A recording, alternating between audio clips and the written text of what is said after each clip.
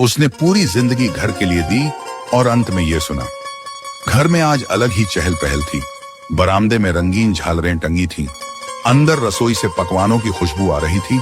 50 साल से ज्यादा का साथ पूरा होने की खुशी में पूरा परिवार इकट्ठा हुआ था। बच्चे मोबाइल से तस्वीरें खींच रहे थे। रिश्तेदार पुरानी बातें दोहरा रहे थे। सब कुछ सामान्य लग रहा था, मगर सरोज की मुस्कान में कहीं एक थकान छुपी थी जिसे कोई पढ़ नहीं पा रहा था। रात के खाने पर सब लोग बैठे थे। हंसी मजाक चल रहा था। तभी शरद ने बिना सोचे समझे मजाकिया लहजे में ऊंची आवाज में कह दिया, सच कहूं तो मेरी जिंदगी की सबसे बड़ी भूल शादी ही रही। सरोज ने आखिर किया ही क्या है। कुछ पल के लिए टेबल पर ठहाके गूंजे। लोगों को लगा यह एक हल्का फुल्का मजाक है, मगर सरोज के कानों में वो शब्द हथौड़े की तरह गिरे। उसका चेहरा स्थिर रह गया। उसने कुछ नहीं कहा, बस चुपचाप उठी और दूसरे कमरे में चली गई। किसी ने ध्यान नहीं दिया। रात गहराई तो सब सो गए, लेकिन सरोज की आंखों में नींद नहीं थी।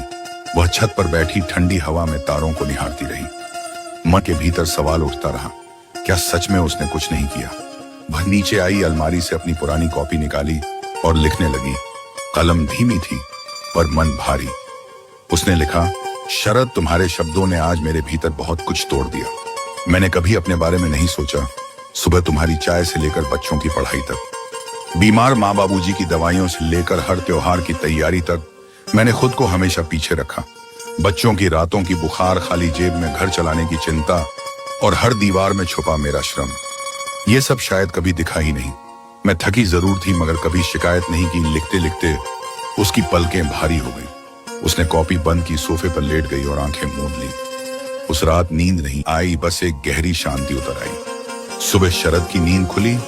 उसे टेबल पर रखी वही कॉपी दिखी। बिना वजह समझे उसने पन्ने पलटे। पढ़ते पढ़ते उसकी आंखें नम हो गईं। हर वाक्य उसे उसकी असंवेदनशीलता का आईना दिखा रहा था। तभी नीचे से एक घबराई हुई आवाज आई, दादाजी, दादी उठ नहीं रही हैं। शरद दौड़ता हुआ नीचे पहुंचा। सरोज शांत पड़ी थी, जैसे थकान से मुक्त हो गई हो। डॉक्टर बुलाया गया, लेकिन जवाब एक ही था, अब कुछ नहीं किया जा सकता। घर में सन्नाटा छा गया। वही घर जो रात तक हंसी से भरा था, अब खाली लग रहा था। शरद वहीं बैठा रह गया।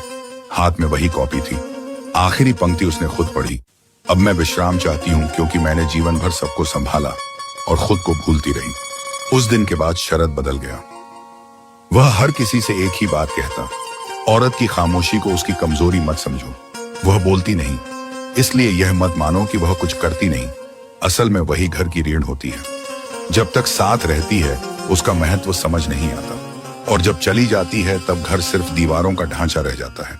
यह कहानी किसी एक घर की नहीं है, यह हर उस स्त्री की है जिसका योगदान रोजमर्रा में गुम हो जाता है और जिसकी कीमत अक्सर बहुत देर से समझ आती है।